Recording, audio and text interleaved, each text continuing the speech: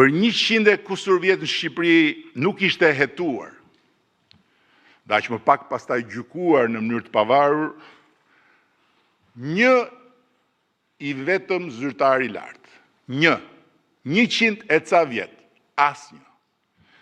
Ndërsa korrupsioni ishte pranuar nga të gjithë, si t'ishte fataliteti një fatkeqësie kronike natyrore.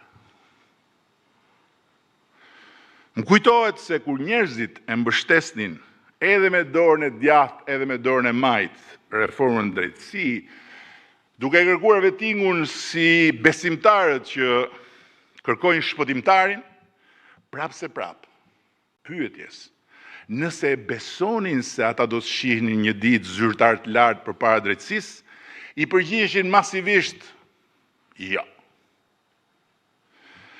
Reforma jonë drejtësi e ngriti luftën kundër korrupsionit në nivele që deri dje as nuk imagjinoheshin.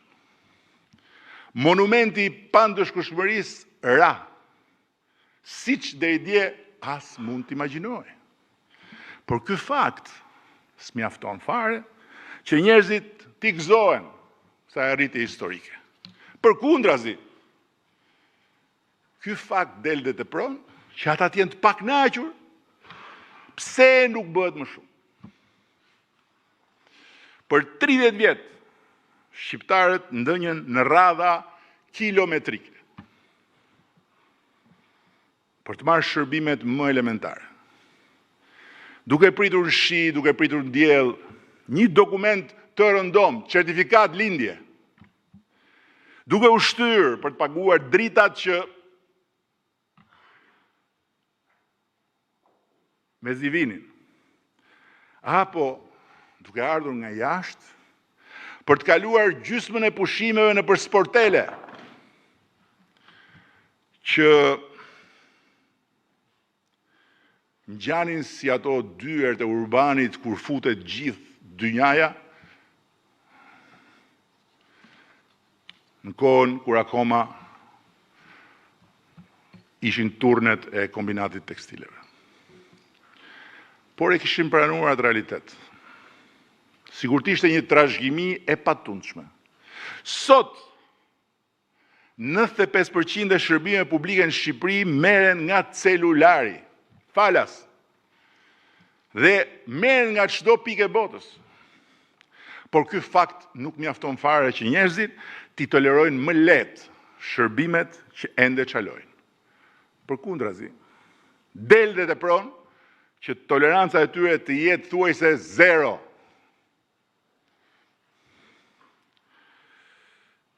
Nuk e di a e dëgjuat kur tregova një ditë rastin e të ëmës një shoku tim, gjyshet 8 vjetë ca vjeçare. Edhe ajo doli në protestë.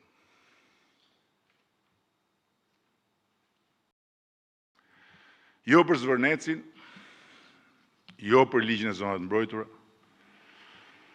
as për biodiversitetin. Doli nga që sa herë i duhej të vizitohej në poliklinik për një smundje kronike, ngrihej pas zbardhur dita, bashkë me të moshuar tjerë, për të zënë radhën, sepse mjeku në atë poliklinik shkonte vonë dhe rrinte 2-3 orë. Ne mund t'i tregojmë tani asaj gjyshe, sa spitale kemi rindërtuar, sa pajisje kemi blerë, si ka ndryshuar si nata me ditën sistemi ynë shëndetësor, krahasimisht me kohën kur morëm detyrën. Të gjitha këto. Dhe gjithçka mund t'i numërojmë asaj për punët e panumërta që ne kemi bërë për shëndetësinë, janë fakte. Si drita e diellit. Por fakti i saj është përvoja. E asaj radhës në poliklinik, kur dielli s'ka dalë akoma. Dhe kur faktet tona përplasen me përvojën e gjyshes, ne nuk mund t'i kërkojmë asaj të ndryshojë përvojën. Duhet ndryshojmë ne, që zëri i saj të dëgjohet, halli i saj të qahet, përvoja e saj të ndryshoj dhe ajo ta shohë që shteti nuk nis dhe nuk mbaron tek tarbjati i mbrapsht i një mjeku. Përndryshe, të gjitha ndryshimet që kemi bërë për shëndetësinë do mbeten aty. Fakt. I pamoshëm. Po ne nuk do jemi më këtu. Nëse vazhdojmë të besojmë se mjaftojnë investimet dhe faktet e përparimit, që njerëzit vazhdojnë ta investojnë besimin e tyre tek ne. Pa ndryshuar diçka domethënëse në cilësinë e përvojës së tyre me shtetin. Përsëri këtu na vjen në ndihmë Tocqueville. Abuzimet që zhduken e bëjnë më të padurueshme peshën e abuzimeve që mbeten. Kur fryma e përparimit bëhet e qëndrueshme dhe zhvillimi i pandalshëm, pritshmëritë e qytetarëve nuk ulen, po rriten.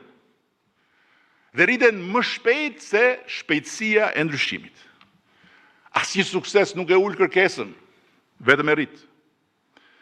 Me këtë sy, duhet parë dhe videoja që u shfaqa në hyrje të kësaj fjale. Kur ne morëm detyrën, pyet priteshin, si t'ishin në agresionin e një ushtrie alienësh, në formë sharrash elektrike, dhe kafshët vriteshin për epshet shtazarake të gjahtarëve të huaj dhe shqiptar. 50.000 vrasës që hynin me çifte, pyll më pyll, e lagun më lagun, sikur Shqipëria ishte një rezervat jashtë hartës qytetërimit. Ndërsa për pirgjet me kufoma, shpendësh lagunave që pastaj shiteshin në për restorante, shkruan të ndonjë revistë ndërkombëtare natyrës, po maazallah se ngrihen ndonjë zë që të dëgjoj për te ndonjë kronike televizive para lajmeve për motin. Në një vend ku shoqëria vuante mungesat e veta të mëdha dhe ku vritej statistikisht një njeri në 3 ditë, nuk kishte se si të kishte ndonjë pritshmëri optimiste për jetën e kafshëve. Në një dekadë ne kemi bërë për florën dhe faunën e Shqipërisë një përmbysje historike të vizionit, të qasjes, të administrimit, me rezultate të pamohueshme.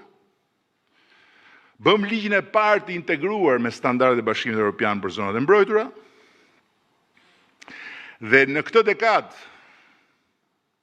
zgjeruam në mënyrë të ndjeshme si asnjë vend tjetër në rajon, sipërfaqen e tyre, shtuam kategoritë e mbrojtjes dhe e kthyem mbrojtjen e natyrës nga një thirrje sporadike në një sistem administrimi.